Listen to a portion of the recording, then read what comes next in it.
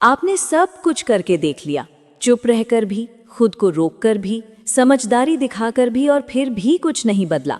वो जैसा था वैसा ही रहा। आपको खोने का उसे कोई डर नहीं लगा। तो ये वीडियो आज आपके लिए ही है, क्योंकि जब इंसान खुद को रोककर भी हार रहे हों, तब दिक्कत खामोशी की नहीं होती, दिक्कत तरीके की होती है। इस वीडियो में हम सीधे उन बातों पर आएंगे जो तब काम आती है जब साइलेंस भी बेअसर हो जाए। कोई एक्स्ट्रा बात नहीं, कोई दिखावा नहीं, बस वो 7 कदम जो काम के हैं। पॉइंट 1, समझिए कि खामोशी हर किसी इंसान के लिए क्यों काम नहीं करती। अक्सर हमें यही सिखाया जाता है कि अगर सामने वाला दूर हो रहा है, अगर रिस्पेक्ट नहीं दे रहा, अगर एफर्ट्स की कद्र नहीं कर रहा, तो बस चुप हो जाओ। मैसेज बंद, कॉल बंद, प्रेजेंस बंद। और कई केसेस में ये सच में काम भी करता है, लेकिन यही सबसे बड़ी गलती होती है। हम ये मान लेते हैं कि खामोशी हर इंसान पर एक जैसा असर करेगी। असलियत ये है कि खामोशी किसी को याद दिलाती है तो किसी को राहत दे देती है। और अगर आपको ये फ़र्क समझ में नहीं आया तो आप महीनों चुप रह सकते हैं, लेकिन सामने वाला एक बार भी पीछे मुड़कर नहीं देखेगा। सबसे पहले आपको ये समझना होगा कि सामने वाला इमोशनली किस लेवल पर खड़ा है। कुछ लोग इमोशनली मैच्योर होते हैं। ऐसे लोग रिश्ते में मौजूदगी की वैल्यू समझते हैं। उन्हें फ़र्क पड़ता है कि कौन गया, क्यों गया, और उनकी ज़िंदगी में क्या खाली हो गया। इन लोगों पर खामोशी असर करती है, क्योंकि उन्हें अंदर से महसूस होता है कि कुछ मिसिंग है। लेकिन हर इंसान ऐसा नहीं होता। कुछ लोग इमोशनली अवॉइडेंट होते हैं, कुछ अपने अहंकार से चलने वाले होते हैं, कुछ लोग अटेंशन के आदी होते हैं लेकिन रिस्पॉन्सिबिलिटी से भागते हैं। और ऐसे लोगों के लिए आपकी खामोशी दर्द नहीं होती, वो राहत होती है। उन्हें लगता है कि अच्छा हुआ, अब कोई सवाल नहीं करेगा, अब कोई उम्मीद नहीं रखेगा, अब मुझे एक्सप्लेन नहीं करना पड़ेगा। अब ज़रा सोचिए, अगर कोई आपकी गैर मौजूदगी को आराम समझ रहा है तो आपकी खामोशी उसे क्यों तड़पाएगी? यहीं पर ज़्यादातर लोग अटक जाते हैं। वो सोचते रहते हैं कि शायद थोड़ा और वेट कर लूँ, शायद अभी उसे टाइम चाहिए, शायद वो खुद रियलाइज़ कर ले। लेकिन समय बीतता जाता है और सामने वाला और कंफर्टेबल होता जाता है, क्योंकि सच ये है कि खामोशी तब काम करती है जब सामने वाला इमोशनली जुड़ा हुआ हो। अगर सामने वाला इमोशनली इन्वेस्टेड ही नहीं है तो आपकी गैर मौजूदगी सिर्फ साइलेंस बनकर रह जाती है, असर नहीं। और इस पॉइंट को समझना बहुत ज़रूरी है, क्योंकि यहीं से आपकी स्ट्रैटेजी तय होती है। अगर आप बिना ये समझे बस चुप बैठे रहते हैं तो आप हीलिंग नहीं कर रहे, आप खुद को इग्नोर कर रहे होते हैं। अब एक एग्जाम्पल समझिए। मान लीजिए कोई इंसान आपसे तभी बात करता है जब उसे अटेंशन चाहिए, जब उसे बोर्ड फील होता है, जब उसे वैलिडेशन चाहिए। लेकिन जब आप बाउंड्रीज़ की बात करते हैं, उम्मीद की बात करते हैं, साफ साफ जवाब मांगते हैं, तो सामने वाला पीछे हट जाता है। अब अगर आप ऐसे इंसान के साथ खामोशी अपनाते हैं तो वो ये नहीं सोचेगा कि मैंने कुछ खो दिया, वो सोचेगा ड्रामा ख़त्म हुआ। और यही सबसे बड़ा फ़र्क है। इसलिए पॉइंट 1 सिर्फ ये नहीं कहता कि खामोशी काम नहीं करती। पॉइंट 1 ये कहता है कि गलत इंसान पर खामोशी वेस्ट हो जाती है। अब इसका मतलब ये नहीं कि आप खुद को छोटा समझे। इसका मतलब सिर्फ इतना है कि आपको सिचुएशन को सही एंगल से देखना है। अगर सामने वाला इमोशनली समझदार होता तो वो आपकी खामोशी को इग्नोर नहीं कर पाता।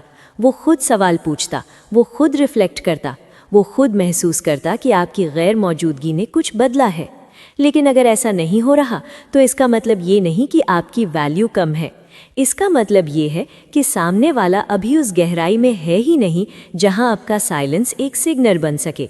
और यहीं से आपको अपना नेक्स्ट स्टेप डिसाइड करना होता है, क्योंकि अगर आप अभी भी ये सोच रहे हैं कि बस और चुप रहूं, शायद तब असर होगा, तो आप खुद को एक लूप में फंसा रहे हैं। एक ऐसा लूप जहां आप उम्मीद पर जी रहे हैं और सामने वाला आराम पर। और इस वीडियो का मकसद आपको उसी लूप से बाहर निकालना है। इसलिए सबसे पहले अपने आप से ये सवाल पूछिए कि क्या सामने वाला कभी आपकी फीलिंग्स को समझने की कोशिश करता था? क्या वो कभी आपकी गैर मौजूदगी से अनकंफर्टेबल हुआ, या वो हमेशा आपके एफर्ट्स को नॉर्मल मानकर चलता रहा? अगर जवाब साफ है तो अब आपको थोड़ा बदलाव लाना पड़ेगा, क्योंकि खामोशी एक टूल है, और अगर टूल गलत जगह यूज़ हो जाए तो वो काम करने की बजाय आपको और नुकसान पहुंचाता है। अब अगले पॉइंट्स में हम बात करेंगे कि जब खामोशी बेअसर हो जाए तो आगे क्या करना चाहिए, क्योंकि यहीं से एक्चुअल शिफ्ट शुरू होता है, जहां आप सामने वाले को बदलने की कोशिश नहीं करते बल्कि अपनी पोजीशन बदलते हैं। और वही जगह है जहां से चीज़ें सच में हिलने लगती हैं। पॉइंट 2, अपनी इमोशनल अवेलेबिलिटी पूरी तरह बंद कर दीजिए। ज़्यादातर लोग यहाँ एक बहुत बड़ी गलती करते हैं। उन्हें लगता है कि बस मैसेज बंद कर देना ही डिस्टेंस है, बस चैट ना करना, कॉल ना उठाना और काम हो गया।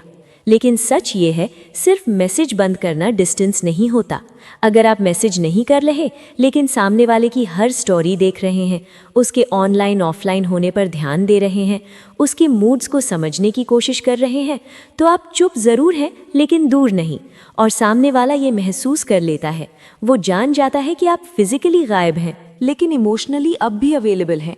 यहीं से सारी स्ट्रैटेजी कमज़ोर पड़ जाती है। इमोशनल अवेलेबिलिटी का मतलब सिर्फ बातें करना नहीं होता। इसका मतलब होता है आपका रिएक्शन, आपका इंतज़ार, आपकी एक्सप्लेनेशन देने की आदत और आपका खुद को एक्सेसिबल बनाए रखना। अब ज़रा ध्यान से समझिए, जब भी सामने वाला कुछ करता है और आपको थोड़ी जल्दी होती है कि कुछ कह दूं, कुछ क्लैरिफाई कर दूं, कुछ एक्सप्लेन कर दूं, वहीं पर आपकी अवेलेबिलिटी लीक होती है। आप साइलेंस में रहते हुए भी खुद को एक्सपोज कर देते हैं और यही वजह है कि सामने वाला रिलैक्स्ड रहता है, क्योंकि उसे ये पता होता है कि मैं चाहे जैसा बिहेव करूं, ये इंसान इमोशनली नहीं है। अब इमोशनल अवेलेबिलिटी बंद करने का मतलब सज़ा देना नहीं है। इसका मतलब होता है कि अब आप रिएक्शन नहीं देते, आप एक्सप्लेनेशन नहीं देते, आप इनडायरेक्टली भी सिग्नल नहीं भेजते। कोई स्टोरी डालकर ये दिखाना कि मैं ठीक हूँ, कोई सॉन्ग शेयर करके हिंट देना, कोई कोड डालकर सामने वाले को फील करवाना, ये सभी अवेलेबिलिटी है। और जब तक ये चल रहा है, आप एक्सेसिबल ही रहेंगे। एक्सेसिबल इंसान की वैल्यू कम नहीं होती, लेकिन उसकी गैर मौजूदगी का असर नहीं होता। अब सोचिए, अगर कोई जानता है कि आप कभी भी इमोशनली प्रेजेंट हो सकते हैं, तो उसे आपको मिस करने की ज़रूरत क्यों पड़ेगी?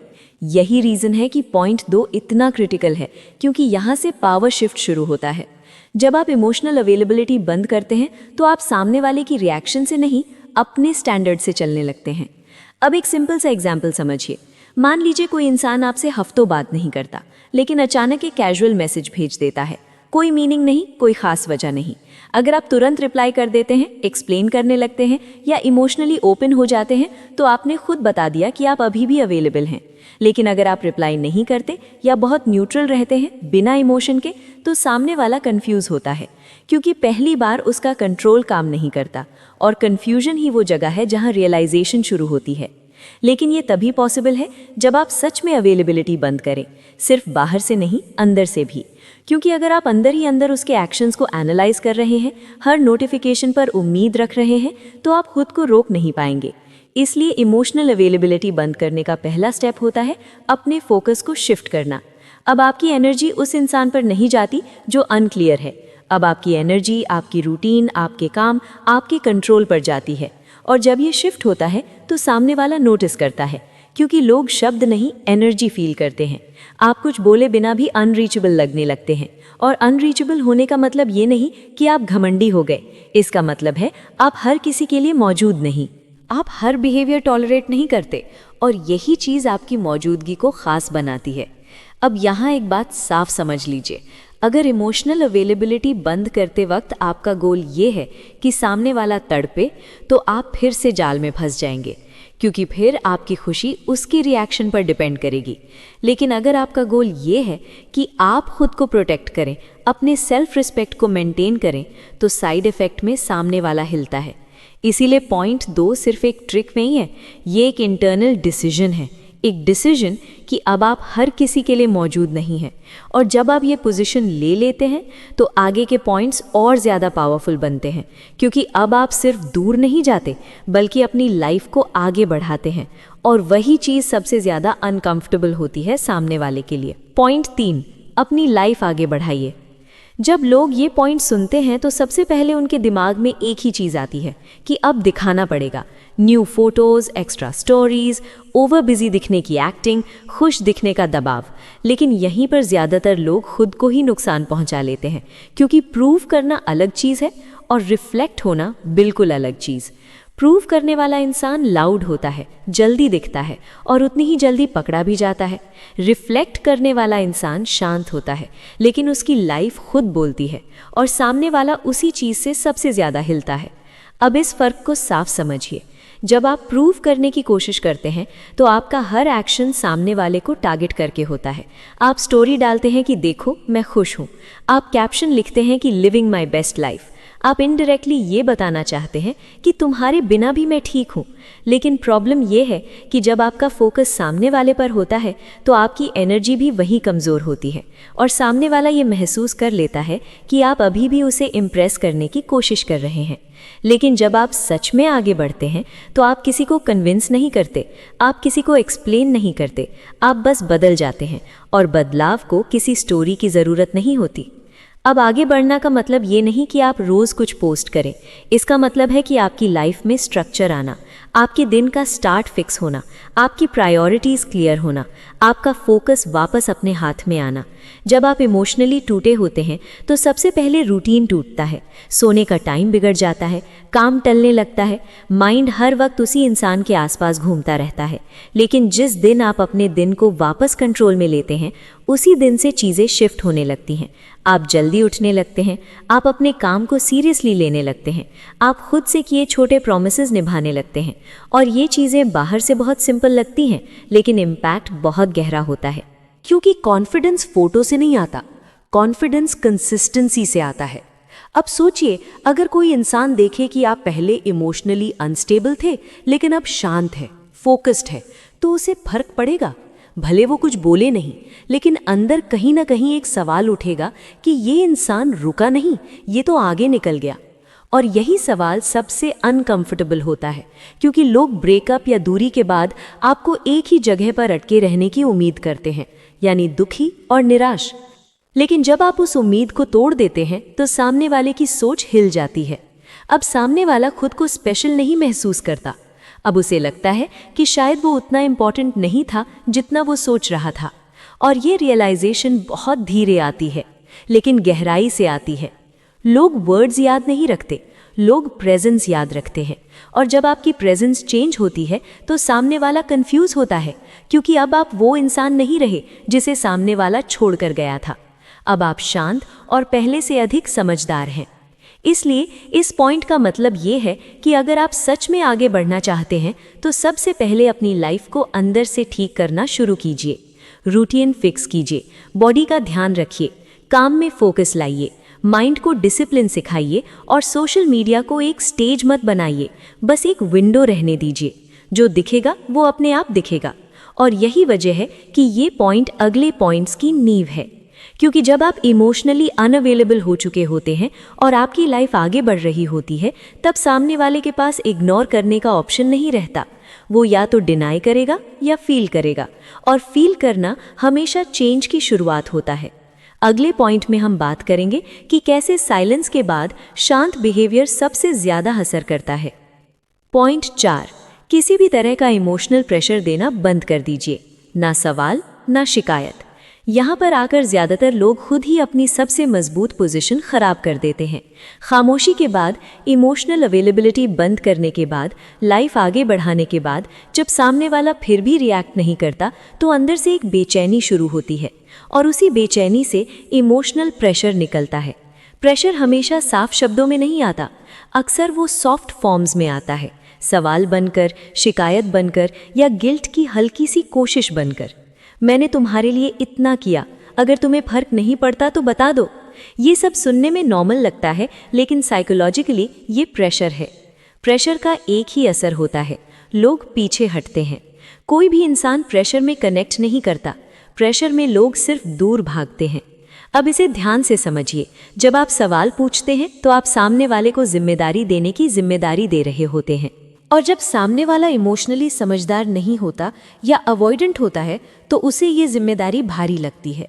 वो जवाब नहीं देता, वो दूरी बढ़ा देता है। जब आप कहते हैं कि तुमने मेरे साथ गलत किया, तुमने मुझे इग्नोर किया, तुमने मुझे महत्व नहीं दिया, आप सच बोल रहे होते हैं, आप गलत नहीं होते। लेकिन सवाल ये नहीं है कि आप सही हैं या गलत, सवाल ये है कि इस मोमेंट में क्या काम करेगा। शिकायत उसे खुद के बचाव वाले हालत में डाल देती है। वो या तो बहस करेगा या खुद को सही साबित करेगा या फिर पूरी तरह दूरी बना लेगा।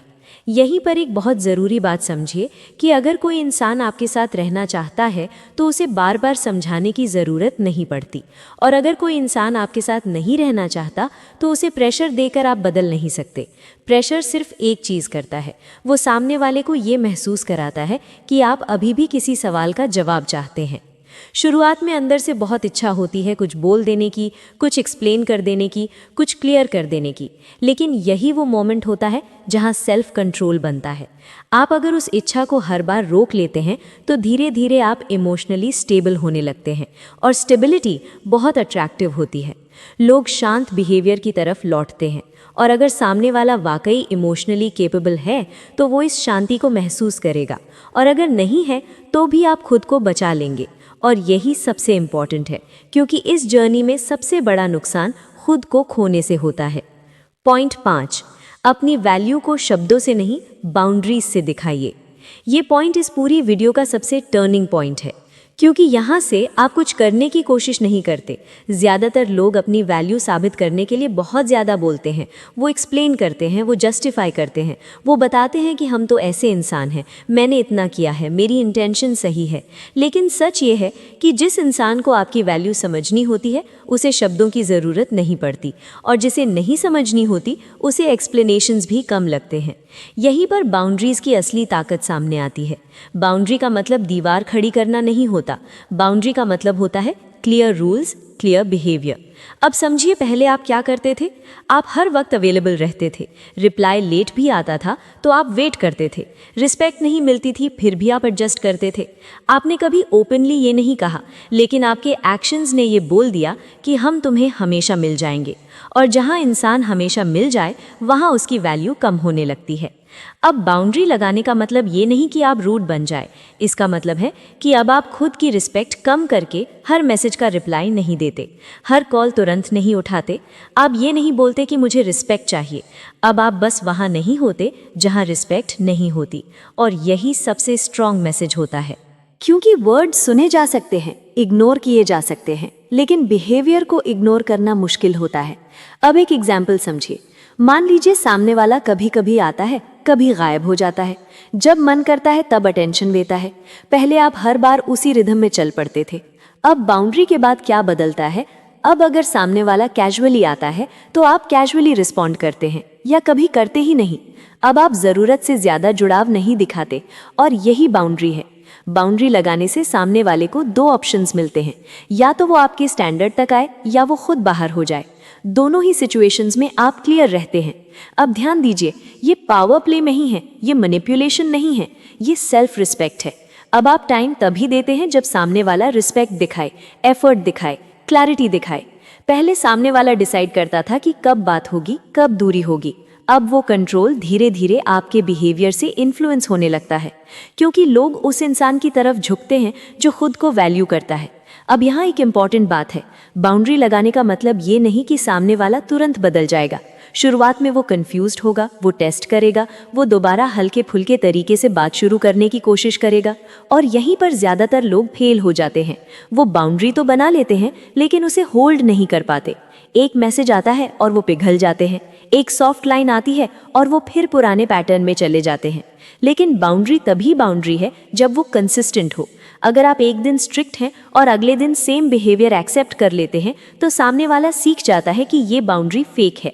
लेकिन अगर आप शांत रहते हैं और इमोशनली स्टेबल रहते हैं तो सामने वाला समझ जाता है कि कुछ बदल गया है, और यही वो मोमेंट है जहां रिस्पेक्ट पैदा होती है। क्योंकि रिस्पेक्ट डर से नहीं आती, रिस्पेक्ट क्लैरिटी से आती है। अब ये भी समझे, बाउंड्री लगाने के बाद आपका गोल ये नहीं होना चाहिए कि सामने वाला वापस आए। गोल ये होना चाहिए कि अब जो भी आए वो सही तरीके से आए, जो आपकी रिस्पेक्ट करे, ना कि आपको निराश करे। इसलिए पॉइंट 5 आपको किसी को पकड़ना नहीं सिखाता, ये आपको फिल्टर करना सिखाता है कि कौन डिजर्व करता है आपका टाइम और कौन नहीं। और जब आप इस माइंडसेट में आ जाते हैं तो अगला पॉइंट और भी पावरफुल बन जाता है, क्योंकि अब आप सिर्फ रिस्पेक्टेड नहीं दिखते, अब आप रिप्लेसेबल भी नहीं लगते, और वहीं से सामने वाले के अंदर एक अलग तरह की हलचल शुरू होती है। पॉइंट 6, सामने वाले को रिप्लेसमेंट का डर नहीं, रियलाइजेशन दीजिए। यहाँ पर आकर ज़्यादातर लोग एक बहुत कॉमन गलती करते हैं। उन्हें लगता है कि अब जेलसी क्रिएट करनी होगी, अब किसी और को दिखाना पड़ेगा। न्यू पर्सन की photos, over happy captions, indirect hints कि मेरे पास ऑप्शंस हैं। लेकिन सच ये है कि रिप्लेसमेंट का डर टेम्पररी होता है, और अगर आप चाहते हैं कि सामने वाला सच में अंदर से हिले तो आपको डर नहीं, रियलाइजेशन की ज़रूरत है। अब इस फर्क को ध्यान से समझिए। जब आप किसी और को दिखाने की कोशिश करते हैं तो आपका फोकस अब भी सामने वाले पर ही होता है। आप जो कर रहे हैं वो अपने लिए नहीं, उसकी रिएक्शन के लिए कर रहे हैं, और ये एनर्जी सामने वाला महसूस कर लेता है। उसे लगता है कि ये मुझे प्रूव करना चाहता है, ये अभी भी मुझसे अफेक्ट हो रहा है। और जहाँ ऐसा लगता है वहाँ आपकी पोजीशन कमज़ोर हो जाती है। लेकिन रियलाइजेशन बिल्कुल अलग जगह से आती है। रियलाइजेशन तब आती है जब सामने वाला ये देखता है कि आप किसी को रिप्लेस नहीं कर रहे, आप खुद को कंप्लीट कर रहे हैं। आप अकेले स्टेबल हैं, आप अकेले शांत हैं। और यही चीज़ सबसे ज़्यादा अनकंफर्टेबल होती है, क्योंकि लोग ये मानकर चलते हैं कि उनके जाने के बाद आप टूट जाएंगे, आप अटक जाएंगे, आप वेट करेंगे। लेकिन जब ऐसा नहीं होता तो उनके दिमाग में एक गैप बनता है। सामने वाला सोचता है कि अगर ये मेरे बिना भी ठीक है तो मैं क्या था? क्या मेरी वैल्यू उतनी थी भी जितनी मैं सोच रहा था? और यही सवाल रियलाइजेशन की शुरुआत होता है। अब कंप्लीट दिखना का मतलब ये नहीं कि आपकी लाइफ परफेक्ट हो जाए। कंप्लीट होने का मतलब है कि आप इमोशनली डिपेंडेंट नहीं हैं, आपका मूड किसी के मैसेज पर नहीं टिका, आपकी एनर्जी किसी के वैलिडेशन पर नहीं टिकी।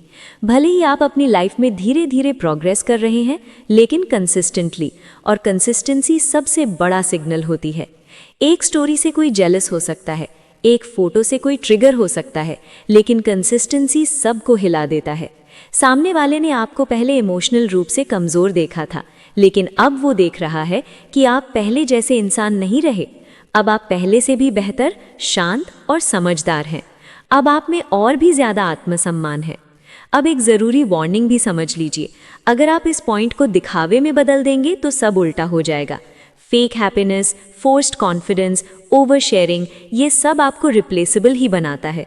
क्योंकि जो इंसान सच में कंप्लीट होता है वो प्रूव नहीं करता, वो एक्सप्लेन नहीं करता, वो compete नहीं करता, वो बस अपनी लेन में चलता है और लोग उसी लेन की तरफ देखते हैं जो स्टेबल लगती है। इसलिए पॉइंट 6 का मतलब ये है कि आप सामने वाले को लूज कराने की कोशिश मत कीजिए, आप खुद को विन कीजिए। और यही कंप्लीटनेस सबसे लाउड सिग्नल बन जाती है। अब चाहे सामने वाला वापस आए या नहीं, आप ऑलरेडी आगे बढ़ चुके होते हैं। और पैराडॉक्स यही है, जिस दिन आप वापसी की उम्मीद छोड़ देते हैं, अक्सर उसी दिन सामने वाला पहली बार आपको सीरियसली देखता है, क्योंकि अब आप उसके रिएक्शन से नहीं, अपने डायरेक्शन से चल रहे होते हैं। और यही माइंडसेट आपको लास्ट पॉइंट तक ले जाता है, वो पॉइंट जहां आप पूरी तरह फ्री हो जाते हैं आउटकम से भी और डर से भी। अगले पॉइंट में हम उसी क्लैरिटी की बात करेंगे जो इस पूरी जर्नी को कंप्लीट करती है, और वही पॉइंट डिसाइड करता है कि ये कहानी आपको मजबूत बनाएगी या फिर आपको वापस उसी जगह ले जाएगी जहां से आपने शुरू किया था। पॉइंट 7, मन में ये क्लियर कर लीजिए कि वापसी बोनस है, गोल नहीं। जिस दिन आप मेंटली सच में ये बात छोड़ देते हैं कि वो लौटे तभी मैं ठीक हूँ, अक्सर उसी दिन सामने वाला हिलने लगता है। इस पूरे प्रोसेस का सबसे मुश्किल हिस्सा यही होता है, और सबसे पावरफुल भी, क्योंकि यहाँ पर आप कोई टेक्निक नहीं सीखते, यहाँ आप एक माइंडसेट छोड़ते हैं। वो माइंडसेट जो चुपचाप आपके अंदर बैठा रहता है कि अगर वो वापस आ जाए तो सब ठीक हो जाएगा। यही सोच आपको स्ट्रॉन्गेस्ट दिखने के बावजूद अंदर से कमज़ोर बनाए रखती है। आप साइलेंस रखते हैं, आप मौजूदगी कम करते हैं, आप लाइफ आगे बढ़ाते हैं, आप सीमाएं बनाते हैं, लेकिन अगर अंदर कहीं ये उम्मीद जिंदा है कि ये सब हम इसलिए कर रहे हैं ताकि सामने वाला लौट आए, तो आप अब भी फ्री नहीं हैं। आप डिसिप्लिन्ड हैं लेकिन इंडिपेंडेंट नहीं, और सामने वाला ये डिपेंडेंसी महसूस कर लेता है। अब इसे ध्यान से समझिए, जब आपकी खुशी किसी एक आउटकम पर टिकी होती है तो भले आप कुछ बोले नहीं, भले आप शांत दिखे, लेकिन आपकी एनर्जी वेट कर रही होती है, और वेटिंग एनर्जी सबसे पहले सामने वाले को ही दिखती है। लेकिन जिस दिन आप ये मेंटली एक्सेप्ट कर लेते हैं कि अगर सामने वाला लौटे तो भी अच्छा, अगर नहीं लौटा तो भी मैं ठीक हूँ, उसी दिन आपकी एनर्जी बदल जाती है। अब आप प्रूव नहीं कर रहे, अब आप इम्प्रेस नहीं कर रहे, अब आप हर समय उम्मीद नहीं पकड़ रहे, अब आप बस प्रेजेंट है। और एक सच कड़वा है लेकिन ज़रूरी है, अगर कोई इंसान सिर्फ इसलिए लौटे क्योंकि आप टूट गए थे या पछतावे में थे या अकेले पड़ गए थे, तो वो वापसी नहीं, कॉम्प्रोमाइज़ होती है, और कॉम्प्रोमाइज़ से आप फिर उसी साइकिल में फंसेंगे। इसलिए इस पॉइंट का मतलब ये नहीं है कि उम्मीद रखना गलत है, इस पॉइंट का मतलब है कि उम्मीद को अपने सेंटर से हटाना। आप अपनी ज़िंदगी के सेंटर में किसी और को नहीं रखते। अब सोचिए, जब आप ये एक्सेप्ट कर लेते हैं कि आप कंप्लीट हैं, तो क्या बदलता है? आप जल्दी उदास नहीं होते, अब मिक्स्ड सिग्नल्स को टॉलरेट नहीं करते। अब सामने वाला क्या महसूस करता है? उसे ये नहीं लगता कि ये मुझे पाने की कोशिश कर रहा है, उसे लगता है कि ये तो अपनी लाइफ में सेटल हो चुका है। और यही रियलाइजेशन सबसे डीप इम्पैक्ट डालती है, क्योंकि अब सामने वाला आपको ऑप्शन की तरह नहीं देख सकता। या तो वो आपके लेवल पर आएगा या खुद बाहर हो जाएगा, और दोनों ही स्थिति में आप लूज नहीं करते।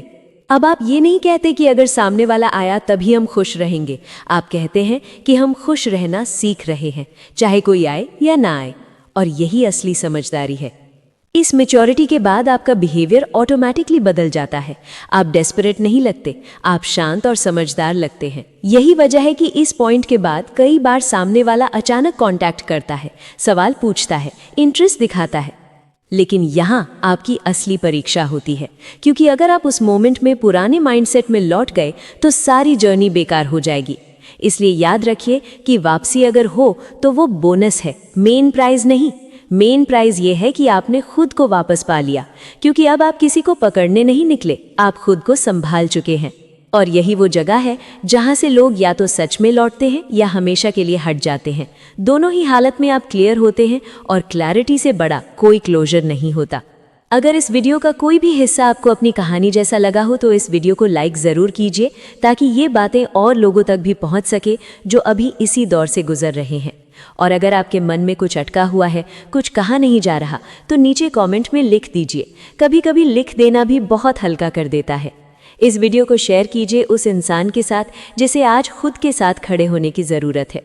और अगर आप ऐसी ही बातें सुनना चाहते हैं जो शोर नहीं करती लेकिन अंदर बहुत कुछ बदल देती हैं, तो चैनल पायु 69 को सब्सक्राइब करना ना भूले। तो चलो बढ़ते हैं अब आगे। अगर कोई इंसान आपसे नाराज़ हो जाए तो आपको समझ आ जाता है। अगर वो आपसे बहस कर ले तो भी आपको एहसास हो जाता है कि अभी रिश्ता जिंदा है। लेकिन अगर वो इंसान ना नाराज़ हो, ना सवाल करे, ना शिकायत करे, बस चुप हो जाए, तो समझ लीजिए कुछ बहुत गहरा बदल चुका है। क्योंकि चुप्पी आवाज़ से ज़्यादा बोलती है। जब आप बोलना छोड़ देते हैं तब सामने वाला पहली बार सच में सोचने लगता है। उसे समझ नहीं आता कि आप अंदर से दुखी हैं या सच में आगे बढ़ चुके हैं। और यही न समझ पाना उसके लिए पछतावे का कारण बन जाता है। धीरे धीरे उसका भरोसा हिलता है, उसका नियंत्रण टूटता है, उसे अपनी अहमियत पर शक होने लगता है। फिर वो उन बातों को याद करता है जिन्हें उसने कभी गंभीरता से नहीं लिया था। और फिर एक डर जन्म लेता है। डर इस बात का नहीं कि आप नाराज़ हैं, डर इस बात का होता है कि आप अब लौटेंगे ही नहीं। और जब बहुत देर हो जाती है, जब सब कुछ हाथ से निकल जाता है, तब उसे आपकी कीमत समझ आती है। लेकिन तब तक आप उम्मीद छोड़ चुके होते हैं, तब तक आप खुद को बचा चुके होते हैं।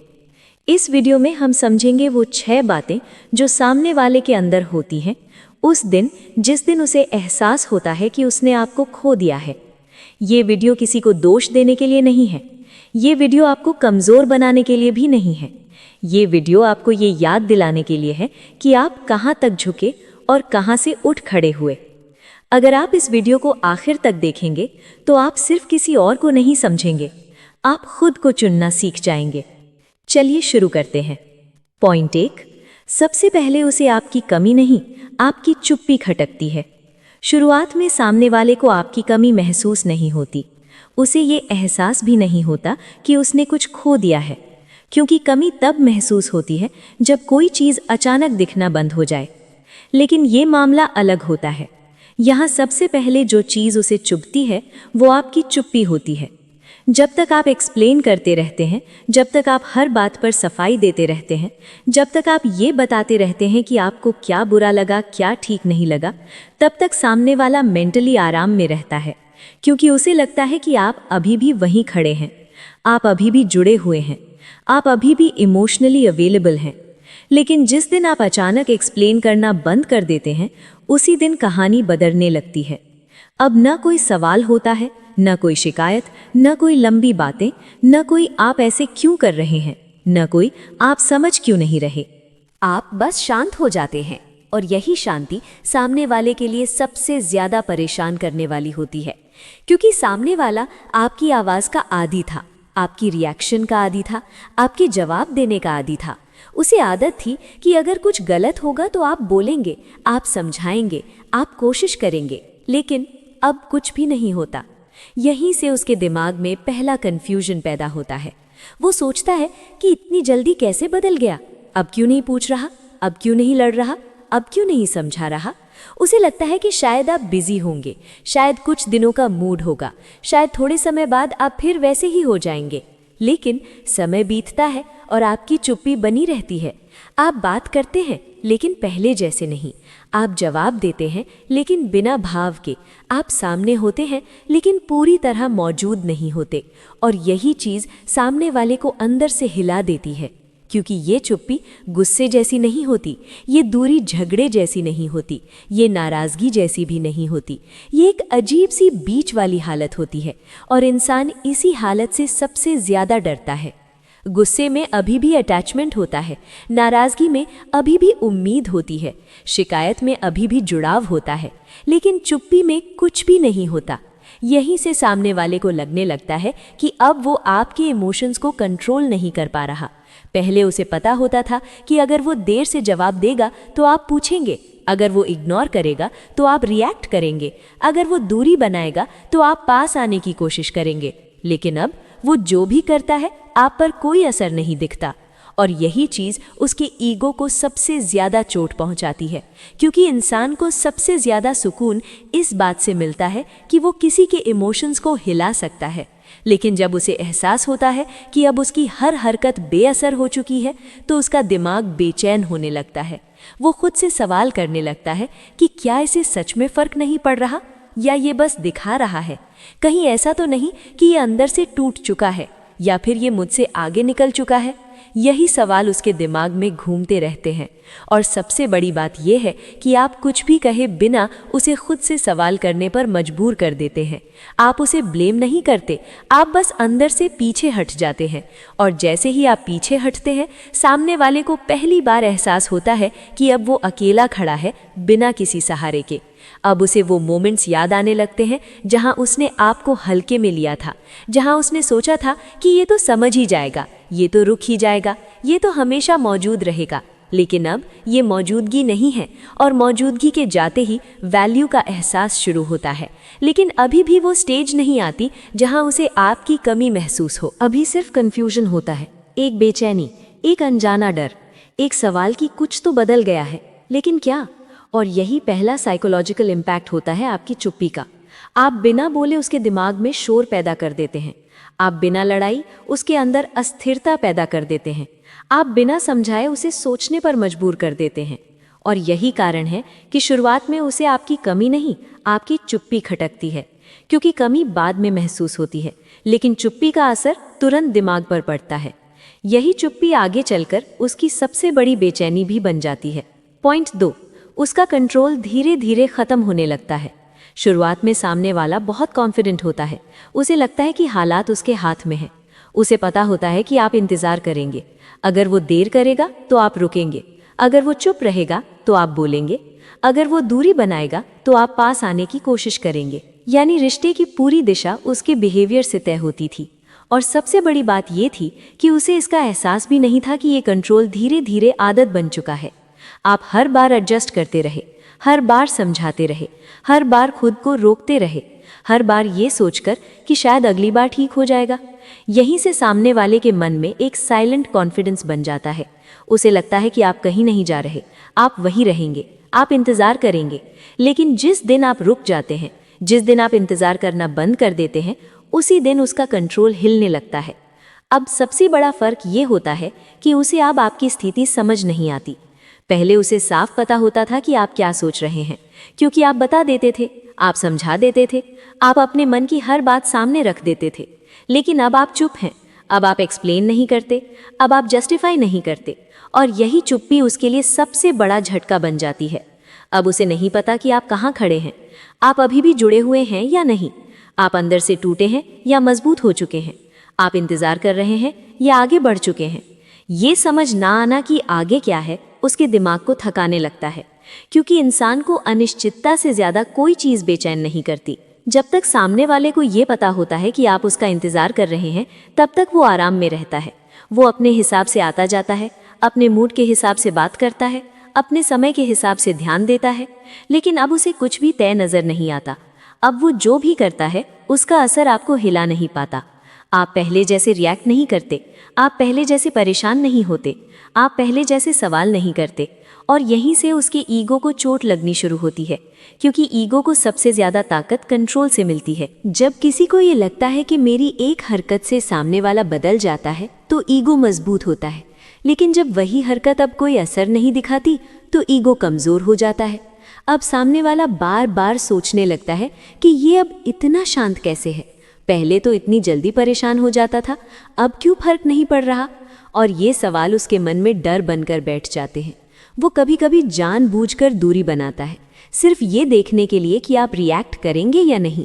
लेकिन जब आप फिर भी शांत रहते हैं तो उसे समझ आता है कि अब खेल उसके हाथ में नहीं है, अब कंट्रोल उसके पास नहीं रहा।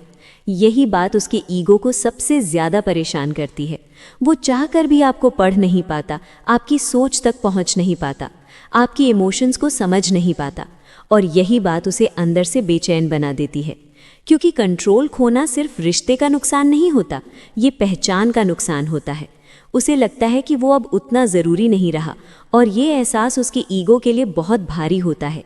अब वो अपने पुराने व्यवहार को नए नज़रिए से देखने लगता है।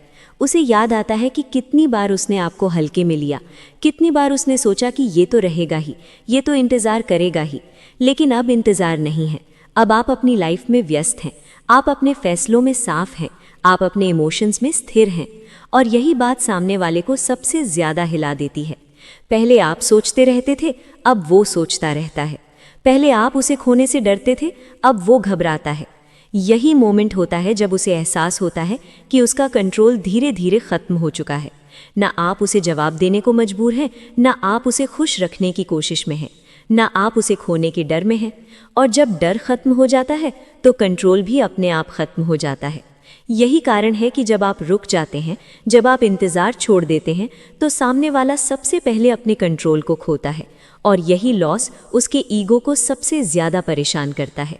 पॉइंट 3, उसे अपनी अहमियत पर शक होने लगता है। जब तक आप सामने वाले को लगातार अटेंशन देते रहते हैं, तब तक वो उस अटेंशन की कीमत नहीं समझ पाता। क्योंकि जो चीज़ रोज़ मिलती रहे, जो बिना मांगे मिलती रहे, जो हर हाल में मौजूद रहे, वो धीरे धीरे हल्की लगने लगती है। शुरुआत में सामने वाला उस अटेंशन को महसूस करता है, उसे अच्छा लगता है कि कोई है जो पूछता है, जो ध्यान देता है, जो समय निकालता है। लेकिन समय के साथ यही अटेंशन उसकी आदत बन जाती है। अब वो इसे आपकी अच्छाई नहीं मानता, आपकी मजबूरी मानने लगता है। उसे लगता है कि आपका ध्यान देना नॉर्मल है, जैसे ये आपका काम हो। आपका पूछना, आपका इंतज़ार करना, आपका समझाना, ये सब उसे नॉर्मल लगने लगता है। और यहीं से आपकी अहमियत धीरे धीरे उसके दिमाग में कम होने लगती है। लेकिन जिस दिन आप वो अटेंशन वापस ले लेते हैं, जिस दिन आप पहले जैसे अवेलेबल नहीं रहते, उसी दिन सामने वाले के अंदर एक अजीब सी खाली जगह बनने लगती है। शुरुआत में वो इस खालीपन को इग्नोर करने की कोशिश करता है। वो खुद को समझाता है कि कोई बात नहीं, थोड़ा बिजी होगा, 2-4 दिन में ठीक हो जाएगा। लेकिन जैसे जैसे दिन बीतते हैं, वो खाली जगह भरती नहीं बल्कि और साफ होती जाती है। अब उसे वो छोटे छोटे पल याद आने लगते हैं जिन्हें उसने कभी खास नहीं समझा था। आपका बिना वजह हाल पूछना, आपका देर रात तक जागना, आपका हर बात को सुन लेना, आपका हर मूड को समझने की कोशिश करना। पहले ये सब उसे नॉर्मल लगता था, बट अब वही चीज़ें उसे चुभने लगती हैं। और यहीं से उसके दिमाग में पहला असली सवाल उठता है कि क्या मैं इतना ज़रूरी नहीं था कि वो रुकता। ये सवाल बहुत शांत होता है लेकिन बहुत गहरा होता है, क्योंकि ये सवाल उसकी अहमियत पर चोट करता है। अब उसे एहसास होने लगता है कि जिस अटेंशन को वो नॉर्मल समझ रहा था, वो एक्चुअली में की गई आपकी तरफ से बहुत बड़ी मेहनत थी। ये मेहनत आपकी चॉइस थी सामने वाले के लिए, क्योंकि आप जुड़े हुए थे, क्योंकि आप इन्वेस्टेड थे। लेकिन अब वो चॉइस नहीं है, और जब कोई चीज़ चॉइस से निकलकर चुप्पी में बदल जाती है, तब उसकी वैल्यू समझ आती है। अब सामने वाला खुद को कंपेयर करने लगता है। ईगो ये मानना चाहता है कि मैं खास हूँ, मैं अलग हूँ, मुझे छोड़ा ही नहीं जा सकता। लेकिन आपकी दूरी इस सोच को तोड़ने लगती है। अब सामने वाला आपके बिना अपनी इमेज को देखता है, और उसे एहसास होता है कि आपके जाने से उसकी पोजीशन बदल गई है। पहले आप उसे हर बात में साथ रखते थे, पर अब वो आपके मन में आसपास भी नहीं है। पहले उसे यकीन था कि आप लौट आएंगे, अब उसे डर लगता है कि शायद आप लौटेंगे ही नहीं, और यही डर उसकी अहमियत पर शक बन जाता है। वो अपने पुराने व्यवहार को नए नज़रिए से देखने लगता है। उसे याद आता है कि कितनी बार उसने आपको हल्के में लिया, कितनी बार उसने आपकी बात को टाल दिया, कितनी बार उसने सोचा कि अभी नहीं, बाद में देखेंगे। लेकिन अब बाद में कुछ भी नहीं है। अब वो खुद से पूछता है कि क्या मैंने इसे बस एक आदत समझ लिया था? क्या मेरी वैल्यू उतनी थी ही नहीं जितनी मैं सोचता था? ये सवाल उसे अंदर से कमज़ोर करने लगते हैं, क्योंकि जब इंसान अपनी अहमियत पर शक करने लगता है तो उसका कॉन्फिडेंस हिल जाता है। अब वो कभी कभी आपकी तरफ से कोई सिग्नल ढूंढता है, कोई रिएक्शन, कोई हिंट, लेकिन जब उसे कुछ नहीं मिलता तो उसका शक और गहरा हो जाता है। वो ये मानने को तैयार नहीं होता कि आप आगे बढ़ चुके हैं, लेकिन वो ये भी नहीं नकार पाता कि आप अब पहले जैसे नहीं हैं। और इसी बीच उसके अंदर एक बेचैनी जन्म ले लेती है, एक बेचैनी जो किसी को दिखती नहीं पर हर समय महसूस होती है।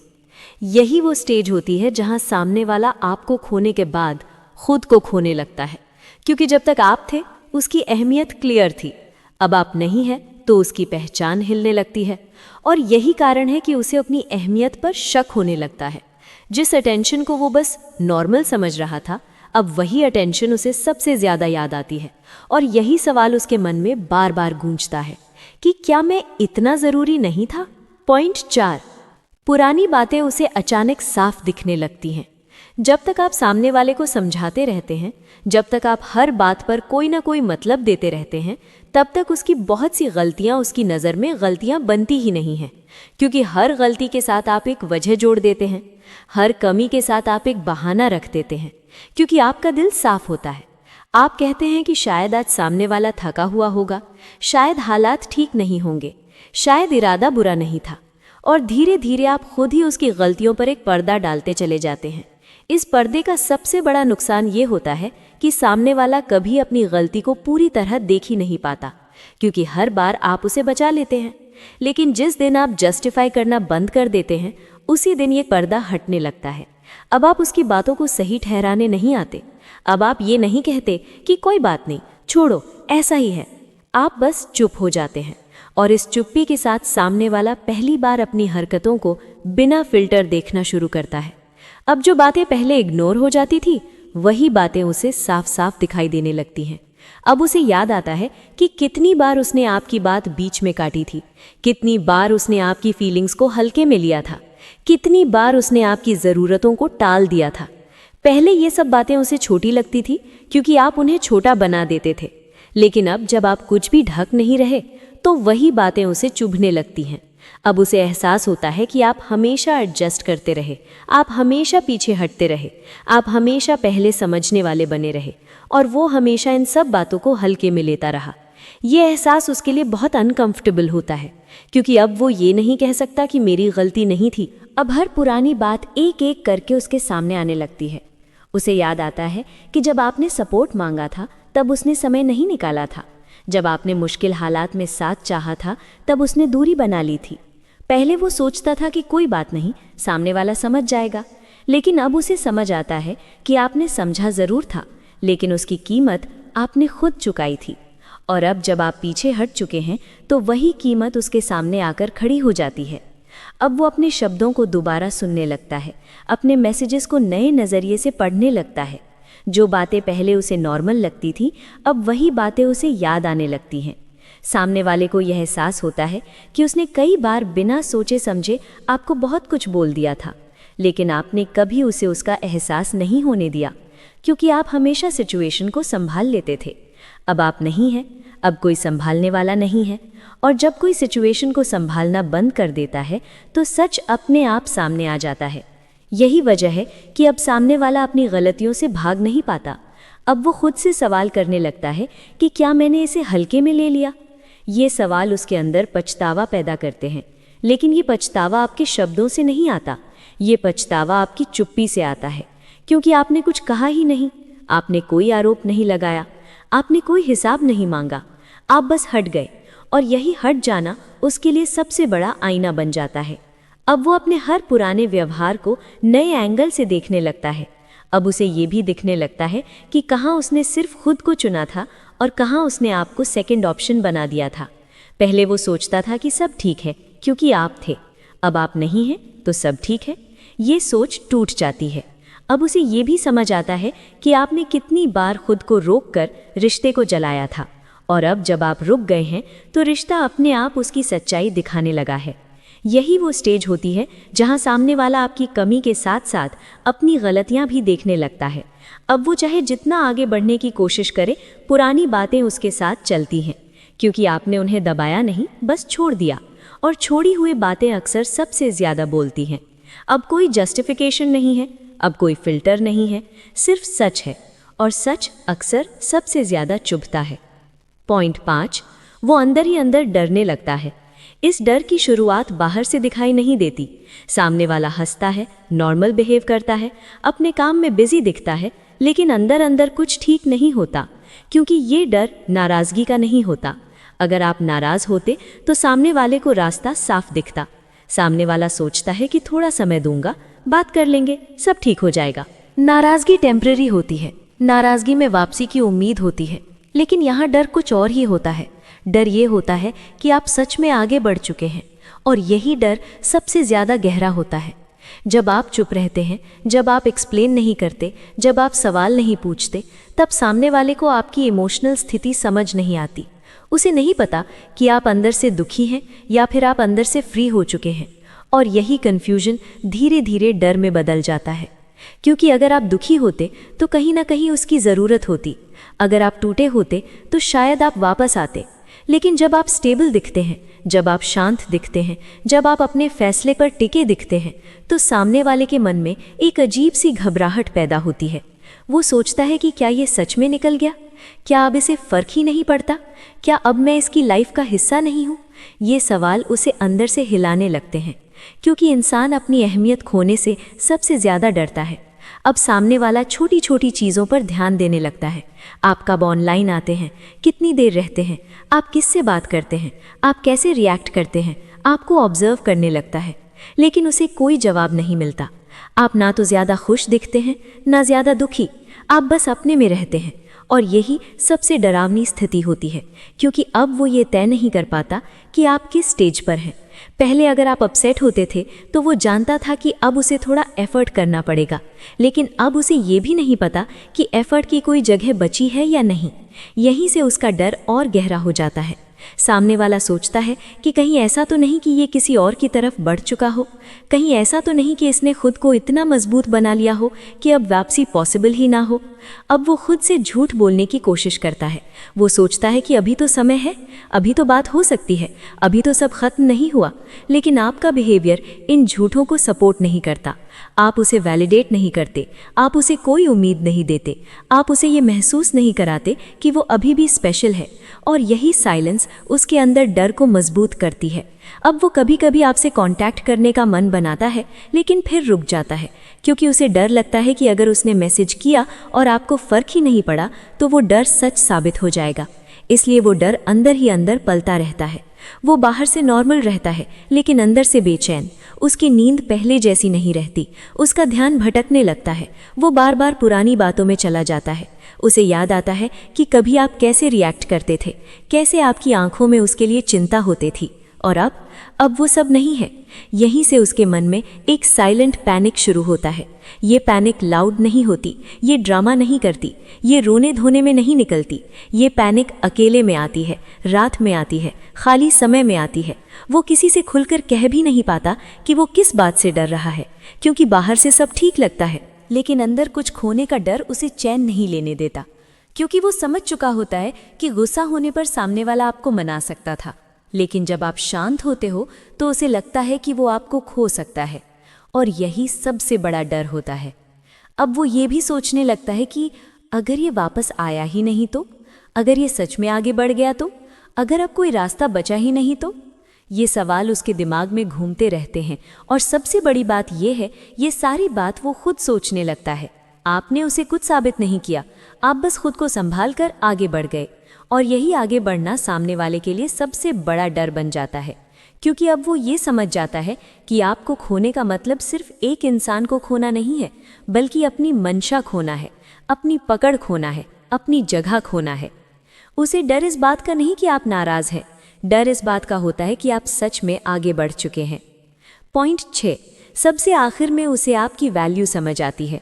ये समझ अचानक नहीं आती, ये किसी एक पल में पैदा नहीं होती, ये धीरे धीरे समय के साथ कई स्टेजेस पार करने के बाद आती है। और सबसे बड़ी बात कि जब ये समझ आती है तब तक बहुत देर हो चुकी होती है, क्योंकि जिस दिन आप उम्मीद छोड़ते हैं उसी दिन आप इमोशनली अनअवेलेबल हो जाते हैं। शुरुआत में सामने वाला इस बात को गंभीरता से नहीं लेता, उसे लगता है कि थोड़ा समय है, अभी सब खत्म नहीं हुआ, अब भी बात बन सकती है। लेकिन समय बीतता जाता है और आप वहीं नहीं रहते जहां पहले थे। आप पहले जैसे सवाल नहीं करते, आप पहले जैसे इंतज़ार नहीं करते, आप पहले जैसे रिएक्ट नहीं करते। आपकी आंखों में अब वो बेचैनी नहीं होती, आपकी आवाज़ में अब वो उम्मीद नहीं होती। और यहीं से सामने वाले को पहली बार साफ दिखाई देता है कि आप बदल चुके हैं। लेकिन तब भी वो इस बदलाव को टेम्पररी समझता है। उसे लगता है कि ये बस फेज़ है, थोड़ा स्पेस चाहिए होगा, खुद ही वापस आ जाएगा। क्योंकि उसने आपको हमेशा अवेलेबल देखा था, हमेशा एडजस्ट करते देखा था, हमेशा रुकते देखा था। उसे आदत थी कि आप अंत में खुद को पीछे रखकर रिश्ते को आगे रखते हैं। लेकिन इस बार आपने खुद को चुना है और यही बात उसे देर से समझ आती है। अब धीरे धीरे उसे वो सब दिखने लगता है जो पहले दिखा ही नहीं था। आपका बिना शर्त साथ देना, आपका बिना गिनती सपोर्ट करना, आपका हर बार माफ़ कर देना, आपका हर हाल में बने रहना। पहले ये सब उसे नॉर्मल लगता था, अब ये सब उसे ख़ास लगने लगता है। अब उसे एहसास होता है कि हर इंसान इतना धैर्य नहीं रखता, हर कोई इतना समझने वाला नहीं होता, हर कोई इतना टिककर नहीं खड़ा होता। लेकिन ये एहसास अब बहुत देर से आता है, क्योंकि अब आप वही इंसान नहीं हैं जो हर बार खुद को तोड़कर रिश्ता जोड़ता था। अब आप बिना वजह अपनी एनर्जी खर्च नहीं करते। और यही बदलाव सामने वाले को सबसे ज़्यादा चौंकाता है। अब वो समझने लगता है कि आपकी वैल्यू सिर्फ आपकी बातों में नहीं थी, आपकी मौजूदगी में भी थी। लेकिन वैल्यू की ये समझ हमेशा लॉस के बाद आती है, क्योंकि जब कोई चीज़ हमारे पास होती है तो हम उसे हमेशा का मान लेते हैं। हम अक्सर मन ही मन मान लेते हैं कि ये तो हमेशा रहेगा, ये तो अपने आप समझ जाएगा, ये तो हमें कभी छोड़ ही नहीं सकता। और यही मान लिया हुआ भरोसा सबसे बड़ा धोखा बन जाती है।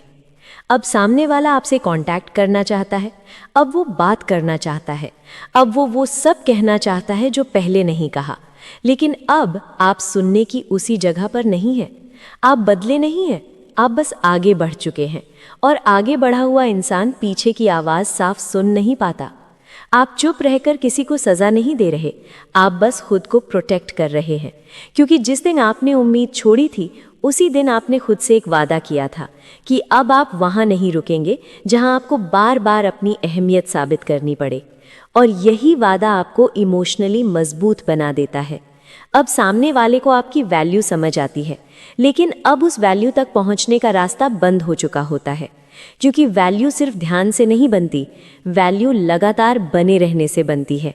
और आपने वो लगातार बने रहना बहुत लंबे समय तक दिखाया था। लेकिन जब उसी लगातार मौजूदगी को हल्के में लेना शुरू कर दिया जाता है तो चीज़ें वहीं से बदल जाने लगती हैं। अब उसे ये बात धीरे धीरे समझ आने लगती है कि आपका होना सिर्फ पास होना नहीं था, आपका होना उसे भीतर से थामे रखने वाली एक मजबूती था, एक इमोशनल सेफ्टी थी, एक भरोसा था। लेकिन भरोसे की कीमत हमेशा टूटने के बाद समझ आती है। अब वो चाहे जितना पछताए, जितना सोचे, समय पीछे नहीं जाता, क्योंकि आप अब उसी जगह पर नहीं हैं। अब आपके लिए किसी को बार बार अपनी अहमियत समझाने से ज़्यादा ज़रूरी आपकी शांति है। और यही बात सामने वाले को सबसे ज़्यादा चुभती है, क्योंकि अब वो आपको बस ये साबित करना चाहता है कि आपकी वैल्यू उसे समझ आ गई है। लेकिन वैल्यू तब काम की होती है जब उसे संभाला जा सके, और यहाँ वो मौका निकल चुका होता है। यही कारण है कि सबसे आखिर में उसे आपकी वैल्यू समझ आती है, लेकिन तब तक आप इमोशनली अनअवेलेबल हो चुके होते हैं, क्योंकि जिस दिन आपने उम्मीद छोड़ दी थी उसी दिन आपने खुद को बचा लिया था। और जो इंसान खुद को बचा लेता है वो फिर पीछे मुड़कर खुद को खोने नहीं जाता। और यही इस वीडियो की सबसे बड़ी सच्चाई है। अगर आपने इस वीडियो को आखिर तक देखा है तो इसका मतलब ये है कि आप किसी को बदलने नहीं, खुद को समझने आए थे। आज की बात किसी के खिलाफ नहीं थी, आज की बात किसी को नीचा दिखाने के लिए भी नहीं थी। आज की बात बस इतनी थी कि आप अपनी उम्मीदें गलत जगह खर्च ना करें, क्योंकि जिस दिन आप खुद को चुन लेते हैं उसी दिन आपकी कीमत तय हो जाती है। अगर इस वीडियो का कोई भी हिस्सा आपके दिल को छू गया हो तो इस वीडियो को लाइक ज़रूर कीजिए। और अगर आपके आसपास कोई ऐसा इंसान है जो आज भी उम्मीद में अटका हुआ है तो ये वीडियो उस तक पहुंचा दीजिए। नीचे कमेंट में बस एक लाइन लिखिए कि अब हम खुद को चुन रहे हैं। और अगर आप आयु 69 पर नए हैं तो सब्सक्राइब कर लीजिए, क्योंकि यहाँ बातें होती हैं खुद की कीमत समझने के लिए। तो चलो बढ़ते हैं अब आगे। कभी ऐसा होता है कि आप चुप रहते हो, खुद को संभालते हो, कोई शिकायत नहीं करते, फिर भी सामने वाले पर कोई असर नहीं पड़ता। वो आपको इग्नोर करता रहता है, वो वही करता रहता है जो आपको अंदर से तोड़ता है। तब दिमाग में एक सवाल उठता है, अगर खामोशी भी काम नहीं कर रही तो फिर क्या करूं? यहीं ज़्यादातर लोग या तो टूट जाते हैं या गलत कदम उठा लेते हैं। लेकिन सच ये है, खामोशी का मतलब कुछ ना करना नहीं होता। खामोशी का मतलब होता है सही समय पर सही कदम उठाना। अगर आप सिर्फ चुप हैं लेकिन आपके एक्शंस कमज़ोर हैं तो सामने वाला आपकी खामोशी को भी हल्के में ले लेता है। इस वीडियो में वो 6 कदम हैं जो तब काम आते हैं जब चुप रहना भी बेअसर हो जाए। ये कदम किसी को नीचा दिखाने के लिए नहीं, खुद को मजबूत बनाने के लिए हैं। अंत तक देखना, क्योंकि आखिरी कदम वो है जो पूरा खेल बदल देता है। पार्ट 1, जब खामोशी भी हल्की पड़ने लगे। जब आप चुप रहते हो और फिर भी सामने वाला नहीं बदलता तो सबसे पहले दिमाग में यही आता है कि शायद मेरी खामोशी ही गलत है। लेकिन सच ये नहीं है। सच ये है कि हर खामोशी असर नहीं करती और हर शोर बेकार नहीं होता। खामोशी तभी असर करती है जब उसके पीछे वेट हो। अगर आप चुप हो लेकिन अंदर से डर रहे हो, अगर आप चुप हो लेकिन हर पल ये सोच रहे हो कि वो क्या कर रहा है, तो सामने वाला आपकी खामोशी भी महसूस नहीं करता। वो आपकी चुप्पी को कमज़ोरी समझ लेता है। यहीं से असली गलती शुरू होती है। लोग सोचते हैं कि बस बोलना बंद कर दिया तो सामने वाला खुद समझ जाएगा, लेकिन ऐसा नहीं होता, क्योंकि लोग शब्दों से नहीं, परिणामों से समझते हैं। अगर आपकी खामोशी से कोई फ़र्क ही नहीं पड़ रहा तो इसका मतलब ये नहीं कि आपको फिर बोलना चाहिए। इसका मतलब ये है कि आपकी खामोशी के साथ आपके कदम गलत दिशा में हैं। जब आप चुप रहते हो लेकिन आपकी ज़िंदगी वहीं की वहीं होती है, जब आप चुप रहते हो लेकिन आप हमेशा अवेलेबल रहते हो, जब आप चुप रहते हो लेकिन आप खुद को नहीं बदलते, तो सामने वाला क्यों बदलेगा? वो यही सोचता है कि ये तो बस बोल नहीं रहा, बाकी सब पहले जैसा ही है। और यही वजह है कि खामोशी बेअसर हो जाती है। इसलिए पहला सच ये है, खामोशी अपने आप में ताकत नहीं होती। खामोशी को ताकत बनाना पड़ता है, और ताकत बनती है आपके फैसलों से, आपके रूटीन से, आपके स्टैंडर्ड से। अगर आप सच में चाहते हो कि सामने वाला कुछ महसूस करे तो आपको चुप रहते हुए एक चीज़ साफ करनी होगी, आप खुद को अब कैसे देख रहे हो। पहले आप खुद को उस रिश्ते से जोड़कर देखते थे, अब आपको खुद को अपने उसूलों से जोड़कर देखना होगा, क्योंकि जब तक आपकी पहचान किसी इंसान से जुड़ी है तब तक आपकी खामोशी उसके लिए थ्रेट नहीं बनेगी। थ्रेट तब बनती है जब सामने वाला देखे कि आप अब उसकी ज़रूरत से नहीं, अपने फैसलों से चल रहे हो। इस स्टेज पर अक्सर लोग गलती करते हैं। वो चुप तो रहते हैं लेकिन सोशल मीडिया पर इनडायरेक्ट बातें डालते हैं, स्टेटस बदलते हैं, अटेंशन लेने की कोशिश करते हैं, और यही चीज़ खामोशी की वैल्यू ख़त्म कर देती है। अगर आप सच में चुप हो तो चुप दिखना भी चाहिए। मतलब ना सफाई, ना तंज, ना प्रूव करने की कोशिश, बस एक साफ बदलाव। जब सामने वाला देखता है कि आप बिना शोर के अपनी ज़िंदगी को संभाल रहे हो, तब उसके अंदर पहली हलचल शुरू होती है, क्योंकि उसे ये डर लगता है कि कहीं आप उसके कंट्रोल से बाहर ना चले जाओ। और याद रखो, लोग तब नहीं डरते जब आप लड़ते हो, लोग तब डरते हैं जब आप बिना लड़े आगे बढ़ जाते हो। इसलिए अगर खामोशी असर नहीं कर रही तो इसका मतलब ये नहीं कि आप कमज़ोर हो, इसका मतलब ये है कि अब खामोशी के साथ आपको अपने कदम बदलने होंगे। और अगले हिस्से में हम वही पहला कदम देखेंगे जो ज़्यादातर लोग नहीं उठाते, लेकिन वही सबसे पहले असर दिखाता है। पार्ट 2, जब आपकी खामोशी का मतलब बदलना शुरू होता है। अब यहाँ से असली बदलाव शुरू होता है, क्योंकि इस पॉइंट पर आप सिर्फ चुप नहीं रहते, आप दिखाई देने लगते हो बिना बोले। पहले आपकी खामोशी एक इंतज़ार थी, अब आपकी खामोशी एक फैसला बन जाती है। और फ़र्क यहीं पड़ता है। जब आप अपने रूटीन में बदलाव लाते हो, जब आप अचानक कम अवेलेबल हो जाते हो, जब आप बिना एक्सप्लेनेशन दिए अपनी प्रायोरिटीज़ बदल लेते हो, तो सामने वाला इसे इग्नोर नहीं कर पाता। उसे लगने लगता है कि कुछ बदल रहा है। और इंसान को बदलाव सबसे ज़्यादा तब डराता है जब वो बदलाव उसके कंट्रोल के बाहर हो। पहले वो जानता था कि आप कब रिप्लाई करोगे, कब कॉल उठाओगे, कब मान जाओगे। अब उसे ये नहीं पता, और यही अनसर्टेनिटी उसके दिमाग में सवाल पैदा करती है। यही ज़्यादातर लोग एक बहुत बड़ी गलती कर बैठते हैं। वो सोचते हैं कि अब सामने वाला क्यूरियस हो रहा है, अब उसे एक्सप्लेन कर देना चाहिए। लेकिन यही वो जगह है जहाँ समझाना फिर से आपको पीछे ले जाता है। अगर आपने यहाँ फिर से अपनी फीलिंग्स खोल दी, तो सामने वाला ये सीख लेता है कि आपको पाने के लिए उसे बस थोड़ा कंफ्यूज दिखना है। इसलिए इस स्टेज पर सबसे ज़रूरी है कंसिस्टेंसी। आप जैसे बदले हो वैसे ही बने रहना, ना एक्स्ट्रा स्वीटनेस, ना कोल्ड बिहेवियर, बस बैलेंस्ड डिस्टेंस। जब आप नॉर्मल रहते हो लेकिन अवेलेबल नहीं, जब आप रिस्पेक्टफुल रहते हो लेकिन नीडी नहीं, तो सामने वाला खुद कंपैरिजन करने लगता है। वो अपने दिमाग में पुराने और नए आप के बीच फ़र्क ढूंढने लगता है। और ये कंपैरिजन उसके लिए अनकंफर्टेबल होता है, क्योंकि पहले वो आपको वैल्यू नहीं देता था, अब उसे वैल्यू का एहसास होने लगता है। इस पॉइंट पर वो अक्सर टेस्टिंग करता है, कभी कैजुअल मैसेज, कभी अचानक कंसर्न, कभी ऐसे सवाल जिनका कोई मतलब नहीं। ये सब चेक्स होते हैं। वो देखना चाहता है कि क्या आप अभी भी इमोशनली वहीं खड़े हो। और अगर आप हर बार शॉर्ट, काम, रिस्पेक्टफुल लेकिन लिमिटेड रिस्पॉन्स देते हो, तो उसके अंदर एक नई बेचैनी पैदा होती है। उसे लगने लगता है कि आप धीरे धीरे उसकी पकड़ से फिसल रहे हो। और इंसान को सबसे ज़्यादा वही चीज़ परेशान करती है जो उसके हाथ से फिसलती हुई दिखे। इस स्टेज पर आपको एक बात खुद से साफ रखनी होगी। आप ये सब उसे वापस खींचने के लिए नहीं कर रहे, आप ये सब खुद को सीधा करने के लिए कर रहे हो। क्योंकि जिस दिन आपका फोकस उसके रिएक्शन से हटकर आपकी ग्रोथ पर चला जाता है, उसी दिन पावर शिफ्ट हो जाता है। अब आप दिन भर उसके बारे में नहीं सोचते, आप अपने काम में लग जाते हो। आप अपनी शरीर, अपने दिमाग, अपनी स्किल्स पर ध्यान देने लगते हो। और ये चीज़ धीरे धीरे बाहर भी दिखती है। आपका कॉन्फिडेंस बदलता है, आपकी बात करने का तरीका बदलता है, आपकी आंखों में वो पुरानी बेचैनी नहीं रहती। और सामने वाला ये सब नोटिस करता है। वो चाहे माने या ना माने, लेकिन उसे ये महसूस होता है कि आप अब उसके बिना भी ठीक हो। और यही रियलाइजेशन सबसे ज़्यादा हैवी होती है, क्योंकि जब कोई आपके बिना भी ठीक हो जाए, तो आपकी एब्सेंस आपके लिए भी सवाल बन जाती है। इस पॉइंट पर कुछ लोग रिग्रेट महसूस करते हैं, कुछ लोग ईगो में चले जाते हैं, और कुछ लोग खुद को डिस्ट्रैक्ट करने की कोशिश करते हैं। लेकिन फ़र्क नहीं पड़ता, क्योंकि आप अब उस फेज़ में नहीं हो जहां आपको उसका बिहेवियर समझना ज़रूरी हो। आप अब उस फेज़ में हो जहां आपको खुद को संभालना आता है।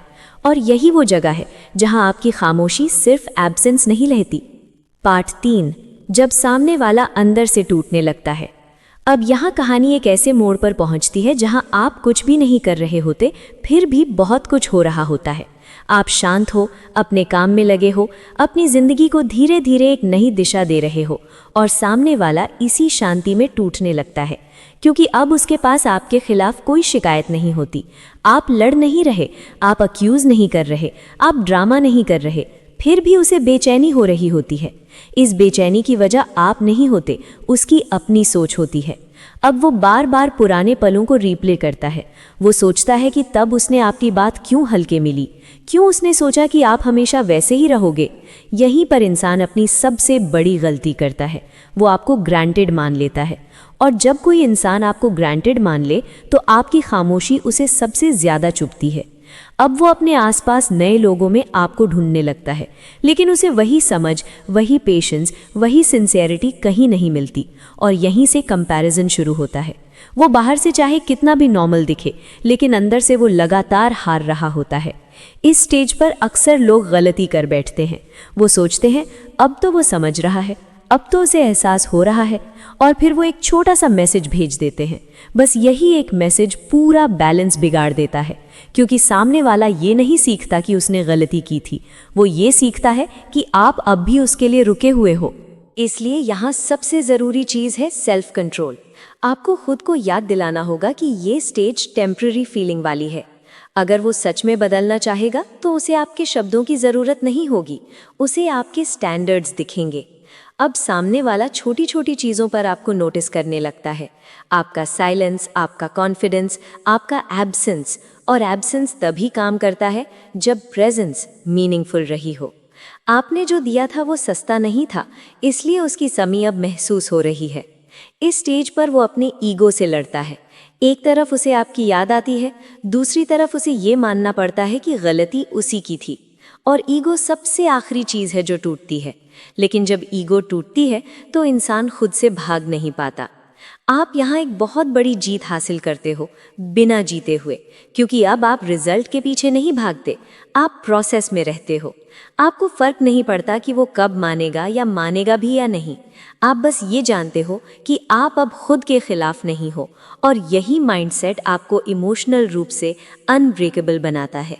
अब अगर वो कभी आपसे बात करने की कोशिश करता है तो आप पैनिक नहीं करते, आप एक्साइटेड नहीं होते, आप बस काम रहते हो।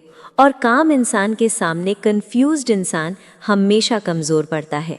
वो देखता है कि आप अब उससे कुछ मांग नहीं रहे, और जो इंसान कुछ मांगता नहीं उससे लोग डरते हैं, क्योंकि उसे कंट्रोल करना मुश्किल होता है। अब आप समझ जाते हो कि खामोशी का असली मतलब बोलना बंद करना नहीं है, खामोशी का मतलब है खुद को बचाना। और जब आप खुद को बचाने लगते हो तो सामने वाला खुद से सवाल पूछने लगता है। यहीं से उसकी असली परीक्षा शुरू होती है।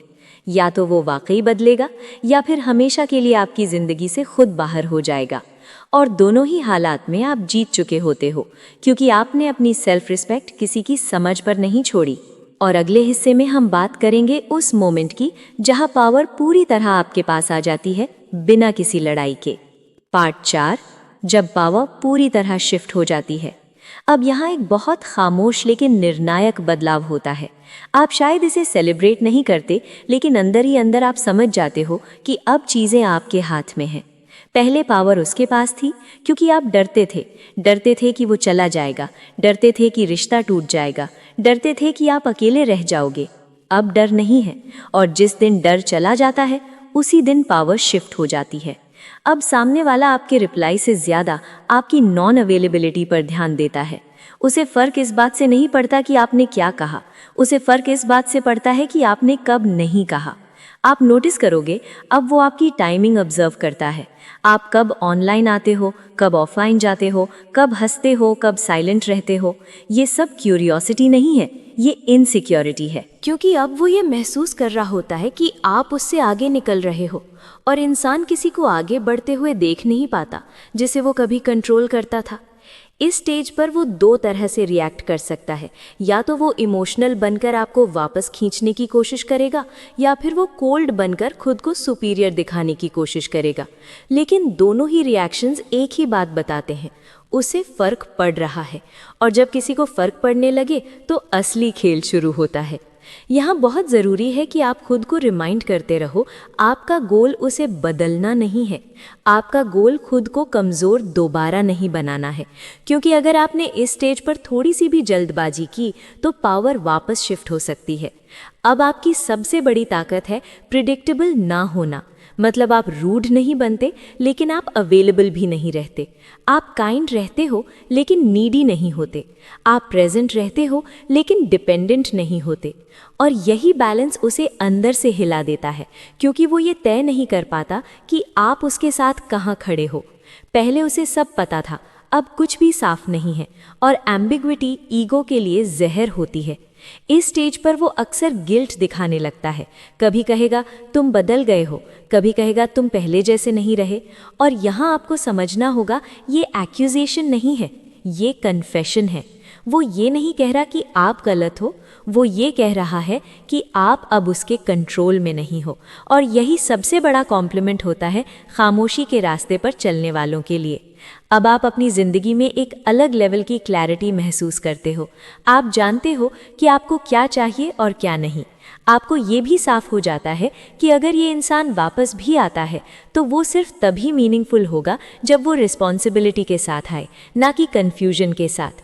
अब आप इमोशनल बार्गेनिंग नहीं करते, आप डील नहीं करते, आप बाउंड्रीज बताते हो। और बाउंड्रीज चुपचाप बताई जाती हैं, अनाउंस करके नहीं। आपका काम बिहेवियर आपकी बाउंड्रीज बन जाता है और सामने वाला इन बाउंड्री से टकराकर या तो सुधरता है या हट जाता है, और दोनों ही सिचुएशंस में आप जीतते हो, क्योंकि अब आप उस जगह पर खड़े हो जहां आपकी पीस किसी भी कनेक्शन से ज़्यादा कीमती है। अब आप वैलिडेट नहीं करते, आप कन्विंस नहीं करते, आप बस एग्जिस्ट करते हो अपने स्टैंडर्ड्स के साथ, और स्टैंडर्ड्स बोलकर नहीं जी कर दिखाए जाते हैं। यही वो मोमेंट होता है जहां आपको एहसास होता है कि खामोशी का असली असर सामने वाले पर नहीं, आप पर पड़ा है। आप अब स्ट्रॉन्गर हो, आप अब क्लियर हो, आप अब इमोशनली सेफ हो, और इमोशनली सेफ इंसान सबसे डेंजरस होता है गलत लोगों के लिए, क्योंकि उसे मैनिपुलेट नहीं किया जा सकता। अब अगले हिस्से में हम उस आखिरी फेज़ की बात करेंगे जहां या तो वो पूरी तरह टूटकर सच के साथ आता है या फिर हमेशा के लिए खुद को खो देता है, और वहीं पर कहानी का असली फैसला होता है। पार्ट 5, जब सामने वाला आखिरी कोशिश करता है। अब यहाँ पहुंचकर सामने वाला साफ तौर पर 2 हिस्सों में बंट चुका होता है। एक हिस्सा उसका ईगो होता है और दूसरा हिस्सा उसका डर। ईगो उसे कहता है तुम गलत नहीं थे, तुम्हें किसी के सामने झुकने की ज़रूरत नहीं, और डर उसे कहता है अगर ये इंसान चला गया तो ये खालीपन कोई नहीं भर पाएगा। यही अंदर की लड़ाई उसे रेस्टलेस बना देती है। अब वो आखिरी कोशिश करता है। ये कोशिश हर किसी की अलग होती है, लेकिन मकसद एक ही होता है, आपकी खामोशी तोड़ना। कभी वो अचानक बहुत नॉर्मल बनने की कोशिश करेगा, ऐसे बात करेगा जैसे कुछ हुआ ही नहीं। उसे लगेगा कि शायद कैजुअल होकर वो आपको फिर उसी जगह ले आए। कभी वो इमोशनल होगा, कहेगा कि वो कंफ्यूज था, उसका समय सही नहीं था, उसने हालात की वजह से कुछ गलत फैसले ले लिए। और कभी कभी वो आपको ब्लेम भी करेगा, कहेगा कि आप बदल गए हो, आप बहुत कोल्ड हो गए हो, आपको अब रिश्तों की कद्र नहीं रही। लेकिन आपको एक बात बहुत साफ समझनी होगी, ये सब अलग अलग तरीके नहीं हैं, ये एक ही चीज़ के अलग अलग रूप हैं। वो आपको टेस्ट कर रहा है, वो देखना चाहता है कि क्या आप अब भी इमोशनली अवेलेबल हो, क्या आप अब भी उसके शब्दों से हिल जाते हो। और यहीं ज़्यादातर लोग फिर से हार जाते हैं, क्योंकि वो सोचते हैं चलो अब तो वो समझ रहा है, अब तो उसे एहसास हो गया है, और वो फिर से अपनी बाउंड्रीज गिरा देते हैं। लेकिन इस स्टेज पर एक छोटा सा झुकाव पूरी जर्नी को रीसेट कर देता है। अगर आपने यहाँ खुद को फिर से समझाने दिया तो सामने वाला ये सीख लेता है कि आपकी खामोशी भी टेम्पररी थी। इसलिए इस फेज में सबसे ज़रूरी चीज़ है क्लैरिटी विदाउट एक्सप्लेनेशन। मतलब आप रूड नहीं बनते, आप चिल्लाते नहीं, आप लंबी बातें नहीं करते, आप बस अपने बिहेवियर से एक बात साफ कर देते हो, आप अब वही नहीं हो जहां पहले थे। अगर वो पूछता है तुम ऐसे क्यों हो गए हो, तो आप लंबा लेक्चर नहीं देते, आप बस इतना कहते हो मैं अब खुद को बेहतर समझता हूँ, बस। कोई सफाई नहीं, कोई जस्टिफिकेशन नहीं। और यही जवाब उसे सबसे ज़्यादा डिस्टर्ब करता है, क्योंकि वो लड़ने के लिए तैयार था, बहस के लिए तैयार था, इमोशनल ड्रामा के लिए तैयार था, लेकिन इस शांति के लिए नहीं। अब उसे ये समझ आने लगता है कि आप उसे पनिश नहीं कर रहे, आप खुद को प्रोटेक्ट कर रहे हो, और सेल्फ प्रोटेक्शन ईगो को सबसे ज़्यादा चोट पहुंचाती है। इस स्टेज पर अगर वो सच में बदलने वाला है तो वो एक्शंस में दिखेगा, वो कंसिस्टेंसी दिखाएगा, वो पेशेंस दिखाएगा, वो रिस्पेक्ट दिखाएगा। वर्ड्स कम होंगे, बिहेवियर साफ होगा। और अगर वो बदलने वाला नहीं है तो वो धीरे धीरे खुद ही पीछे हट जाएगा, क्योंकि अब उसे वो इंसान नहीं मिल रहा जिसे वो कंट्रोल कर सकता था। और आपको इस पॉइंट पर एक अजीब सी शांति महसूस होती है। आप अब किसी रिजल्ट से डरे हुए नहीं होते। आपको फर्क नहीं पड़ता कि वो रहे या जाए, क्योंकि आपने खुद को उस जगह पर ला खड़ा किया होता है जहां आपकी जिंदगी किसी एक इंसान पर डिपेंड नहीं करती। यही असली जीत होती है, ना बदला लेने की जीत, ना किसी को झुकाने की जीत, बल्कि खुद के सामने सीधा खड़े होने की जीत। अब आप समझ जाते हो कि खामोशी का मकसद किसी को सिखाना नहीं था, खामोशी का मकसद आपको बचाना था। और जब आप बच जाते हो तो बाकी सब अपने आप क्लियर हो जाता है। अब आखिरी हिस्सा बाकी है, जहां कहानी का कंक्लूजन आता है, जहां आप ये समझते हो कि आगे का रास्ता किस दिशा में जाना चाहिए। और वही हिस्सा तय करेगा कि आपकी खामोशी सिर्फ एक फेज थी या आपकी नई पहचान है। पार्ट 6 है, जब खामोशी आपकी पहचान बन जाती है, फाइनल। अब यहाँ आकर आपको एक बात पूरी तरह साफ हो जाती है, खामोशी किसी को बदलने का तरीका नहीं थी। स्ट्रैटेजी थकाती है, लेकिन स्वभाव हल्का करता है। अब अगर वो इंसान आपकी ज़िंदगी में वापस भी आता है तो आप डरते नहीं हो, आप एक्साइटेड नहीं होते, आप बस ऑब्जर्व करते हो। आप देखते हो क्या उसके वर्ड्स और एक्शंस एक जैसे हैं या नहीं, क्या वो कंसिस्टेंसी ला पाया है या नहीं, क्या वो रिस्पेक्ट देता है या सिर्फ भावनाओं की बात करता है। और अगर इन सब में कमी दिखती है तो आप एक्सप्लेनेशन नहीं देते, आप बस पीछे हट जाते हो शांत तरीके से, बिना ड्रामा, बिना अनाउंसमेंट। और यही वो जगह है जहां सामने वाला या तो पूरी तरह बदलता है या हमेशा के लिए खुद को खो देता है। लेकिन अब फर्क ये है, इस फैसले से आपको फर्क नहीं पड़ता, क्योंकि आपने अपनी हैप्पीनेस किसी एक इंसान के हाथ में देना बंद कर दिया है। आप समझ चुके हो कि हर रिश्ता आपकी जिंदगी का केंद्र नहीं हो सकता। कुछ रिश्ते बस एक चैप्टर होते हैं और चैप्टर पूरा होने के बाद किताब बंद नहीं होती, आगे बढ़ती है। अब आपकी जिंदगी में कम लोग होते हैं लेकिन साफ लोग होते हैं, कम आवाज होती है लेकिन क्लैरिटी होती है। आप अब ये नहीं पूछते कि मैंने क्या गलत किया, आप ये पूछते हो क्या ये मेरे स्टैंडर्ड्स के लायक था। और यही सवाल आपको उन जगहों से बचाता है जहां आपको खुद को बार बार छोटा करना पड़ता है। अब आप समझ जाते हो कि हर बार समझाना प्यार नहीं होता, कभी कभी समझाना अपनी बाउंड्रीज तोड़ना होता है, और बाउंड्रीज टूटते ही सेल्फ रिस्पेक्ट खत्म हो जाती है। आपने वो साइकिल तोड़ दी है। अब अगर कोई आपकी जिंदगी में आता है तो वो आपकी शांति में इजाफा करता है या फिर वो आपके लिए नहीं है, इतना सिंपल। अब आप इमोशनल मैनिपुलेशन से जल्दी प्रभावित नहीं होते, आप गिल्ट से डिसीजन नहीं लेते, आप डर से किसी को पकड़ कर नहीं रखते, आप क्लियर हो। और क्लैरिटी सबसे पावरफुल चीज होती है। अब आपकी खामोशी सिर्फ किसी एक इंसान के लिए नहीं, पूरी दुनिया के लिए एक मैसेज बन जाती है कि आप खुद के साथ खड़े हो। और जो इंसान खुद के साथ खड़ा हो उसे कोई गिरा नहीं सकता, क्योंकि अब आपको किसी को कुछ साबित नहीं करना। आपको लाउड होने की जरूरत नहीं, आपको आर्ग्यू करने की जरूरत नहीं, आपको जस्टिफाई करने की जरूरत नहीं। आप बस वही हो जो आप हो, और यही ऑथेंटिसिटी आपको सही लोगों तक ले जाती है।